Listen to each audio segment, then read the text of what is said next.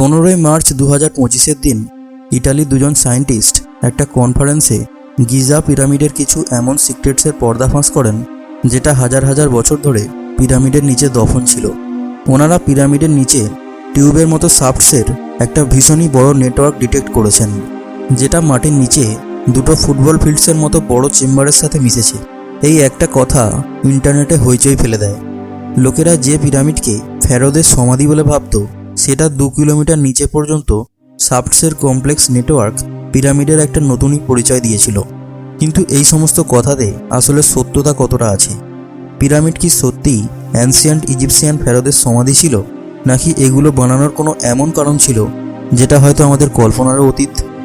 আজকের এই ভিডিওতে আমি এই বিষয়টা নিয়ে আলোচনা করতে চলেছি, তাই প্লিজ ভিডিওটিকে শেষ পর্যন্ত দেখুন। এবং আপনি যদি এখনও চ্যানেলটিকে সাবস্ক্রাইব না করে থাকেন তাহলে প্লিজ সাবস্ক্রাইব করে বেল আইকনটি প্রেস করুন, যাতে নতুন ভিডিও নোটিফিকেশান আপলোড হওয়া মাত্রই আপনার কাছে পৌঁছে যায়। তো চলুন শুরু করা যাক।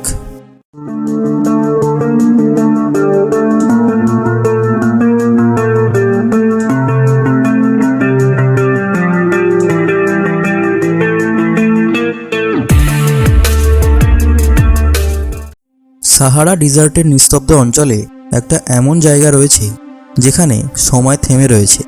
3টি দৈত্যাকার পাথরের পাহাড় হাজার হাজার বছর ধরে চুপচাপ দাঁড়িয়ে আছে। না তো এগুলোর উপরে কোনো প্রাকৃতিক দুর্যোগ প্রভাব ফেলতে পেরেছে, আর না তো সময়ের চাকা এগুলোকে নষ্ট করতে পেরেছে। গিজার বিখ্যাত পিরামিডস খুফু, খাফরে এবং মেনকৌড়ি সবথেকে বড় রহস্য হয়ে আজও দাঁড়িয়ে আছে। ভাবুন, যে পাথরগুলো দিয়ে এগুলোকে বানানো হয়েছে তার এক একটা পাথরের ওজন একটা বুলডোজারের ওজনের সমান, অথবা ফুললি লোডেড 20 ফুট উচ্চতার কার্গো কন্টেনারের ওজনের সমান। আর এরকম 23 লক্ষ পাথর দিয়ে বানানো হয়েছে শুধুমাত্র একটা পিরামিড, আর সেটাও কোনো ক্রেন ছাড়া। গিজা পিরামিড না শুধু ইজিপ্টের ঐতিহ্য, বরং 4500 বছরের পুরানো একটা এমন রহস্য যেটা সায়েন্টিস্ট, আর্কিওলজিস্ট আর হিস্টোরিয়ানসরা আজ পর্যন্ত সমাধান করার চেষ্টা করছে। এখনও পর্যন্ত পিরামিডের ভিতরে যা যা ডিসকভারিজ হয়েছে সেটা থেকে বোঝা যায় যে এটা অ্যানসিয়েন্ট ইজিপশিয়ান ফ্যারোদের সমাধিতে ছিল। কিন্তু এটা কি শুধুই সমাধি ছিল? এই প্রশ্নের জবাব আজও পাওয়া যায়নি। গিজা প্লেটোতে টোটাল 3টি বড় পিরামিড আছে। সবথেকে বড় খুফু অথবা গ্রেট পিরামিড অফ গিজাও বলা হয়। দ্বিতীয় নম্বরে খাফরে আসে, আর তৃতীয় নম্বরে আসে পিরামিড অফ মেনকৌড়ি। কিন্তু এটার পিছনে কি কারণ আছে যেটার জন্য আমরা এটাকে অ্যানসিয়েন্ট ইজিপশিয়ান কিংসের সমাধি বলে থাকি? আসলে এই 3টি পিরামিডসের মধ্যে বারিয়াল চেম্বার্স পাওয়া গেছে, অর্থাৎ একটা এমন ঘর যেটার মধ্যে কাউকে দফন করা হয়। খুফু আর খাফরে পিরামিডে বারিয়াল চেম্বার্সের ভিতরে সার্কাফাগাস তো পাওয়া গিয়েছিল, কিন্তু ওগুলোর ভিতরে কোনো মমি ছিল না। তাহলে এটা কেন ভাবা হয় যে এখানে কখনো মমি রাখা ছিল? আমরা এটার ইশারা পাই সবথেকে ছোট মেনকৌড়ি পিরামিড থেকে। 1837 সালে একটা এক্সপিডিশন চলাকালীন এখান থেকে একটা মমি পাওয়া যায়, কিন্তু একটা টুইস্টের সাথে। এখানে বারিয়াল চেম্বারের ভিতরে পাওয়া সার্কাফোগাসে সত্যিই একটা মমি মজুদ ছিল, কিন্তু ওই সার্কাফোগাসকে যখন গভীরে রিসার্চ করার জন্য শিপের সাহায্যে ব্রিটেন নিয়ে যাওয়া হচ্ছিল, তখন মাঝপথে জাহাজটাই ডুবে যায়। আর মেনকৌড়ির সার্কাফোগাস আজও সমুদ্রের কোনো অজানা জায়গায় হারিয়ে গেছে। তাই আর্কিওলজিস্টরা এটা মেনে নিতে বাধ্য হন যে প্রথমে দুটো পিরামিডে মজুদ সার্কাফোগাসগুলোতেও কখনো মমি ছিল, যেগুলোকে হয়তো ডাকাতেরা গুপ্তধনের লোভে নিয়ে গেছে। কিন্তু যদি এই 3টি পিরামিড শুধুমাত্র সমাধিই ছিল, তাহলে এগুলোর মধ্যে এত বেশি সিক্রেটস কেন লুকিয়ে আছে? এত বেশি মিস্ট্রিজ রাখার দরকারই বা আসলে কী ছিল? কিছু লোক বলে যে এটা স্পেস থেকে আসা কোনো এলিয়েনদের কাজ। তো অনেকে মনে করে যে এগুলো পৃথিবীর চারিদিকে ছড়িয়ে থাকা অ্যানসিয়েন্ট এনার্জি গ্রিডের অংশ ছিল। এই 3টি পিরামিডের শুধুমাত্র সাইজই নয়, বরং এগুলোর অ্যালাইনমেন্টও একটা রহস্য। গিজা পিরামিডস যেগুলো হাজার হাজার বছরের পুরনো, সেগুলো একেবারে কার্ডেনিয়াল ডাইরেকশন অনুযায়ী অ্যালাইন করা হয়েছে, অর্থাৎ নর্থ, সাউথ, ইস্ট এবং ওয়েস্ট। আর এই অ্যালাইনমেন্ট এতটাই পারফেক্ট যে আজকের জিপিএস সিস্টেমও লজ্জা পেয়ে যাবে। এটা কি শুধুই একটা কোইন্সিডেন্স ছিল, নাকি কোনো সিক্রেট নলেজ অথবা কোনো অ্যাডভান্স সিভিলাইজেশনের প্রতিভা? গত 150 বছর ধরে মডার্ন সায়েন্স শুধুমাত্র পিরামিডের উপরের অংশের সিক্রেটসের উপরে হতবাক ছিল, কিন্তু আসল সত্যটা তো হয়তো এটার নিচে লুকিয়ে আছে। 15 মার্চ 2025-এর দিন ফ্রান্স এবং ইটালির দুজন সায়েন্টিস্ট এটা দাবি করেছিলেন যে রেডারের সাহায্যে ওনারা পিরামিডসের নিচে একটা অনেক বড় কমপ্লেক্স স্ট্রাকচার খুঁজে পেয়েছেন। সিনথেটিক অ্যাপারেচার রাডার, যেটাকে শর্টে সারও বলা হয়, এই টেকনোলজিকে ব্যবহার করে এনারা খাফরে পিরামিডের নিচে একটা 2 কিলোমিটার লম্বা আন্ডারগ্রাউন্ড স্ট্রাকচার ডিটেক্ট করেছেন, যেটা 3টি পিরামিডের নিচেই ছড়িয়ে থাকতে পারে। ওনাদের বক্তব্য যে খাফরে পিরামিডের নিচে 8টি শাফটস ডিটেক্ট করা হয়েছে, যেটা 650 মিটার ভিতর পর্যন্ত রয়েছে, আর প্রত্যেকটি ভার্টিক্যাল শাফটের গায়ে একটা স্পাইরাল স্টেয়ারকেসও বানানো রয়েছে। আর সবথেকে হতবাক করার মতো ব্যাপারটা হলো যে এই শাফটসের নিচে দুটো ভীষণই বড় চেম্বার বানানো রয়েছে, যেগুলোর সাইজ 2টি ফুটবল ফিল্ডের সমান। যেখানে প্রথমে শুধু এটাই মনে করা হতো যে পিরামিড ফেরোদের সমাধি, সেটাই সায়েন্টিস্টদের বক্তব্যের পরে ইতিহাসের দুনিয়ায় একটা নতুন তর্ক বিতর্কের জন্ম দিয়েছে যে আসলে কি সত্যি পিরামিডের নির্মাণের আসল উদ্দেশ্য কিছু আলাদাই ছিল। 1905 সালে ইতিহাসের বিখ্যাত ইনভেন্টর নিকোলা টেসলার বক্তব্য ছিল পিরামিড আর্থের ইন্টারনাল এনার্জিকে হারনেস করার জন্য বানানো হয়েছিল, আর সেটাকেই ফোকাস করার জন্য উনি ওয়্যারলেস এনার্জি ট্রান্সমিশনের প্রজেক্টেও কাজ করেছিলেন। কিন্তু সেই প্রজেক্ট কমপ্লিট হওয়ার আগেই মিস্টিরিয়াসলি ওনার মৃত্যু হয়। আর এখন এই নতুন সো কল ডিসকভারিটা নিকোলা টেসলার থিওরিকে আবার জীবিত করার একটা সুযোগ দিয়েছে। কিন্তু এখানে প্রশ্নটা এটা দাঁড়ায় যে যদি এমন কোনো ডিসকভারি করা হয়েই থাকে, তাহলে তার প্রমাণটা কি? শুধুমাত্র একটা রেডারের মাধ্যমে ওনারা আন্ডারগ্রাউন্ড স্ট্রাকচারসের ব্যাপারে কিভাবে জানতে পারলেন?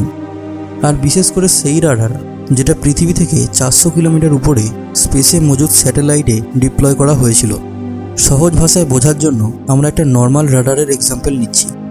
নর্মাল রাডার মাটির দিকে সিগন্যাল ট্রান্সমিট করে থাকে, যেটা আলাদা আলাদা জিনিসের ধাক্কা খেয়ে আবার রাডারেই ফিরে আসে। রিসিভ হওয়া সিগন্যালস তাড়াতাড়ি ফিরে আসার অর্থ হলো যে এটা কোনো উঁচু জায়গার সাথে ধাক্কা খেয়েছে, আর যেখানে জমি গভীর হয় সেখান থেকে সিগন্যাল রিফ্লেক্ট হয়ে ফিরে আসতে বেশি সময় লাগবে। এইভাবেই আলাদা আলাদা জিনিসের আকৃতি ও তাদের ডিস্টেন্সের অনুমান করা হয়। কিন্তু সমস্যাটা হলো এই সিগন্যাল শক্ত জিনিস যেমন পাথরের ভিতরে পৌঁছাতে পারে না, আর মাটির ভিতরেও শুধুমাত্র কয়েক ফুট পর্যন্তই এই সিগন্যাল ঢুকতে পারে। তাহলে ওনারা পিরামিডের 2 কিলোমিটার নিচে পর্যন্ত স্ট্রাকচারস কীভাবে ডিটেক্ট করলেন? কোরাডো মালেঙ্গা এবং ফিলিপো বায়ান্ডি নামের সায়েন্টিস্টদের মতে ওনারা আর্থের ভাইব্রেশনকে সিগন্যাল হিসেবে ব্যবহার করেছেন, যেটা সিনথেটিক অ্যাপারেচার রাডারে ক্যাপচার করা হয়েছে। আমাদের পৃথিবী প্রত্যেকবার অনেক সূক্ষ্ম ভাইব্রেশন সৃষ্টি করে, যেটা জোরালো হাওয়ার জন্য হয়ে থাকে, শহরে মজুদ ট্রাফিকের জন্যও হতে পারে, আর কায়রোর কেসে নাইল রিভারের জলের ফ্লোয়ের জন্যও হতে পারে।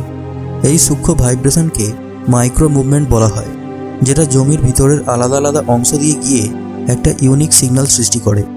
যেমন একটা খালি পাত্রকে বাজালে একটা আলাদা শব্দ হয়, আর একটা জল ভর্তি পাত্র থেকে আলাদা। এইভাবে পৃথিবীর ভিতরে যে খালি জায়গা আছে সেখানে ভাইব্রেশনের সিগন্যালস নিরেট জায়গা থেকে আলাদা হয়ে থাকে। ওনাদের বক্তব্য সার স্যাটেলাইটের সাহায্যে ওনারা পিরামিডের অনেক ছবি আলাদা আলাদা সময় ক্যাপচার করেছেন, আর সেই ভাইব্রেশনকে কম্পিউটারের সাহায্যে অ্যানালাইজ করেছেন। কম্পিউটার সফটওয়্যার ভাইব্রেশনের প্যাটার্নের হিসাবে এটা অনুমান করেছে যে কোন পয়েন্টে মাটির নিচে কোন আকৃতি কতটা গভীরে হতে পারে, আর এই ডেটাকে দিয়েছে একটা 3D পিকচার্সের রূপ, যেটা শুধুমাত্র একটা অনুমান যে পিরামিডের নিচে 8টি শাফট রয়েছে, আর ওগুলোর বটমে অনেক বড় হলো চেম্বার্স। কিন্তু আসলে এগুলো দেখতে কেমন, আর ওগুলো সত্যি পিরামিডের নিচে আছে কিনা, এটার জন্য তো এক্সকাভেশনস করার প্রয়োজন আছে। এই দাবিগুলোকে সত্যি প্রমাণ করার জন্য কোরাডো মালেঙ্গা এবং ফিলিপো বায়ান্ডি পিরামিডের নিচে এক্সকাভেশনস করার অনুমতি চেয়েছেন, যেটা ইজিপ্টের গভর্নমেন্ট কোনোদিন দেবে না। সায়েন্টিফিক কমিউনিটি কোরাডো মালেঙ্গা এবং ফিলিপো বায়ান্ডির এই দাবিকে ভুল বলে উল্লেখ করেছে। ইজিপ্টের ফেমাস আর্কিওলজিস্ট জাহি হাওয়াসের বক্তব্য হলো এই দাবিটা শুধুমাত্র খ্যাতি অর্জন করার জন্য করা হয়েছে, এই দাবিতে কোনো সত্যতা নেই। সায়েন্টিফিক কমিউনিটির মতে যদি এই টেকনোলজি পিরামিডের নিচের দুনিয়ার ব্যাপারে বলতে পারে, তাহলে প্রথমে এটাকে সেই জায়গায় টেস্ট করা হোক যে জায়গার ব্যাপারে আমরা জানি যে নিচে কি রয়েছে। এটা থেকে এই টেকনোলজির উপরে ভরসা করার একটা কারণ থাকবে। এই কথাটাতে তো কোনো সন্দেহ নেই যে গিজা পিরামিড হাজার হাজার বছর ধরে মানুষকে হতবাক করে এসেছে। যখন এখানে কোনো একটা জিনিসকে সমাধান করার চেষ্টা করা হয়, তখন সেখানে একটা নতুন চ্যালেঞ্জ রাস্তা আটকে দাঁড়ায়। পিরামিডের জিওমেট্রিক শেপ থেকে শুরু করে এগুলোর perfect north direction. Giza pyramid অনেক রহস্যে ভরে রয়েছে। উদাহরণ হিসেবে the great pyramid of geyser geographic coordinate হল 29.979245 ডিগ্রি নর্থ। আর অবাক করার মতো ব্যাপারটা হলো মিটার্স পার সেকেন্ডে স্পিড অফ লাইট হলো 299792458 মিটার্স পার সেকেন্ড। এই দুটো নাম্বার এক্স্যাক্টলি একই রকম কী করে হলো? এত বড় কোইন্সিডেন্স কী করে হতে পারে? শুধুমাত্র স্পিড অফ লাইটই নয়, বরং পিরামিডের শেপে ফাই এবং গোল্ডেন রেশিওর এক্স্যাক্ট ম্যাথামেটিক্যাল রেফারেন্সেসও পাওয়া গেছে। সেটা এভাবে যে পিরামিডের বেসের একটা সাইড 230.4 মিটার্স লম্বা। যদি এটার অর্ধেক করা হয় 115.2 মিটার্স হয়ে থাকে। আর কোনো এক সাইডের স্লোপ 186.4 মিটার উঁচু। যদি এই দুটোর রেশিও বার করা হয় 186.4 ডিভাইডেড বাই 115.2, তাহলে উত্তর আসে 1.618। যদি আপনি এই নাম্বারটাকে গুগলে চেক করেন তাহলে এটার ভ্যালু 5 এর সমান, যেটাকে গোল্ডেন রেশিও বলা হয়। এই গোল্ডেন রেশিও একটা এমন নাম্বার যেটা প্রকৃতিতে বারবার দেখা যায়। ফুলের পাতা, সি সেলস আর মানুষের মুখ, এই সবগুলোতেও গোল্ডেন রেশিও রয়েছে। গোল্ডেন রেশিওর কনসেপ্ট সবথেকে প্রথমে গ্রিক ম্যাথামেটিশিয়ান ইউক্লিড 2300 বছর আগে ডিফাইন করেছিলেন। কিন্তু ওই সময় ওটাকে ডিভাইন প্রপোর্শন বলা হতো। পরে এটাকে আর্ট, নেচার আর আর্কিটেকচারে বারবার ইউজ করা হয়েছে। আর আজকে আমরা এটাকে গোল্ডেন রেশিও বলে থাকি। তাহলে কি গোল্ডেন রেশিওর ভ্যালুকে 4500 বছর আগে ব্যবহার করাটাও কোনো কোইন্সিডেন্স ছিল? এই সমস্ত কথার সাথে যদি ইটালিয়ান সায়েন্টিস্টের আন্ডারগ্রাউন্ড স্ট্রাকচারের ডিসকভারিও সত্যি বলে প্রমাণিত হয়, তাহলে এটার অর্থ দাঁড়ায় যে পিরামিডের ব্যাপারে আমাদের সমস্ত অনুমান পুরোপুরি ভুল ছিল। হয়তো যারা পাথরের এই পাহাড় মাটির উপরে বানিয়েছিল তারাই মাটির নিচেও অনেক রহস্য লুকিয়ে রেখেছে। এটার ব্যাপারে আপনার মতামত কি? কমেন্ট সেকশনে অবশ্যই জানাবেন। ভিডিওটি ভালো লাগলে ভিডিওটিকে লাইক এবং শেয়ার করবেন এবং অবশ্যই কমেন্টে জানাবেন যে আপনার ভিডিওটি কেমন লেগেছে। এবং এই রকমই ইন্টারেস্টিং ভিডিও বারবার দেখার জন্য প্লিজ চ্যানেলটিকে সাবস্ক্রাইব করে বেল আইকনটি প্রেস করবেন। Thanks for watching.